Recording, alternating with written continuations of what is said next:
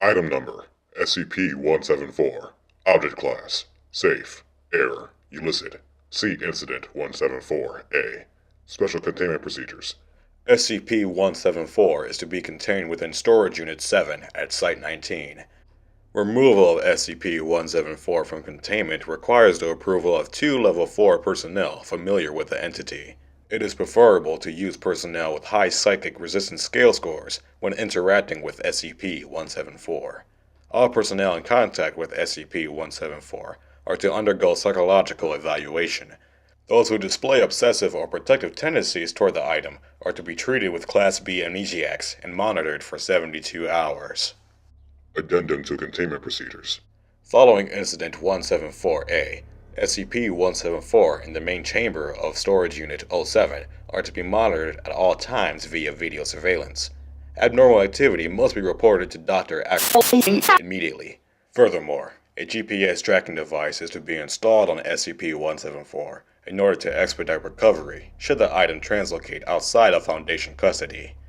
Description SCP-174 is a wooden ventriloquial figure measuring 21 centimeters from head to toe, with somewhat ragged clothing and slight damage to several sections. Judging by the item's style and state of repair, it dates from the early 20th century. The eyes and mouth of SCP-174 can be manipulated by means of a mechanism inside the figure. When viewed in peripheral vision, subjects report on occasion that SCP-174 is looking directly at them with an expression of longing or sadness. When subjects look directly at SCP-174, this anomalous expression is not visible. Viewing SCP-174 indirectly, such as in a mirror or a live video feed, appears to increase the likelihood of this effect manifesting itself. Personnel in the vicinity of SCP-174 report a general feeling of sadness or sympathy directed toward the figure, but cannot explain any reason for these feelings.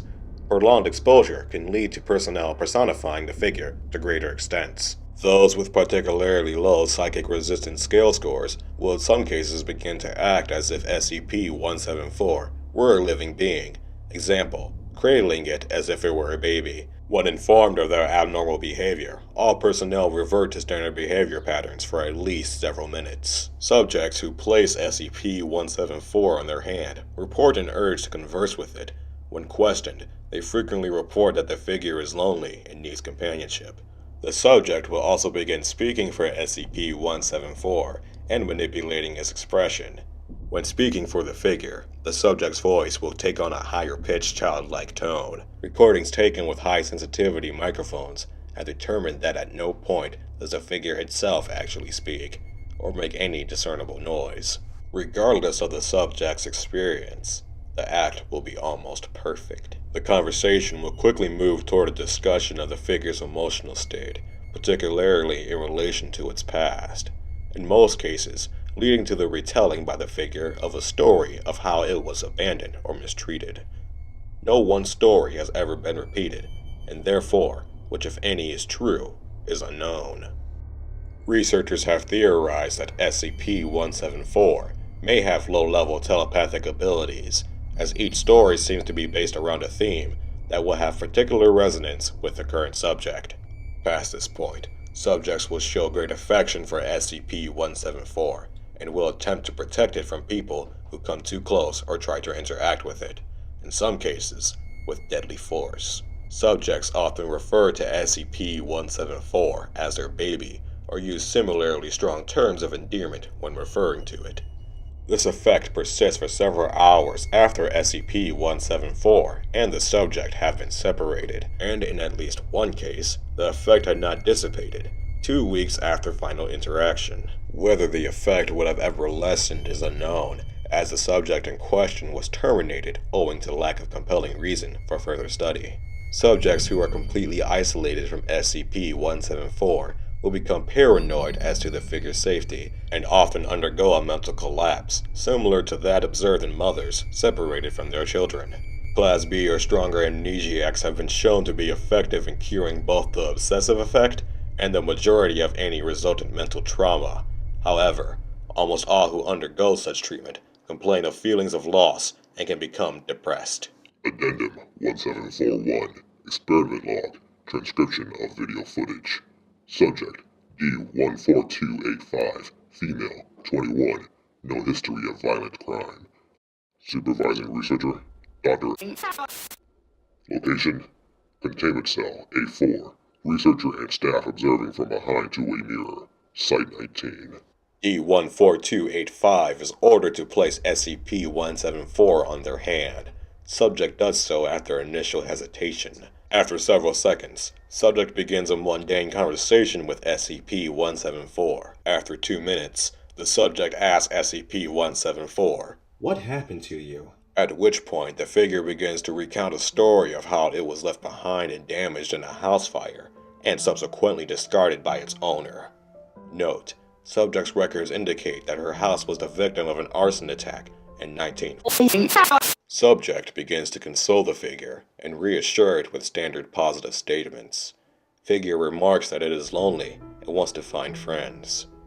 Subject begins to punch and pound the door with their free hand. When guards enter the cell, sidearms raised, the subject recoils to the corner of the cell, cradling the figure and whispering to it. Exact words not picked up by a microphone. Guards succeed in removing SCP-174 from the subject and leave the cell.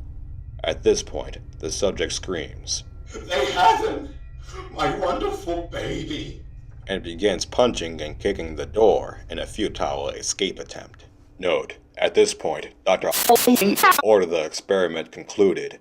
D14285 was terminated after attempts to calm her failed.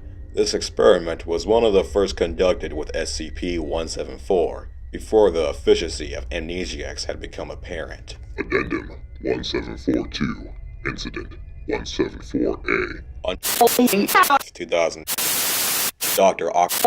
entered Storage Unit 07 to find SCP-174 sitting on the floor next to its containment unit, looking directly at the main entrance door.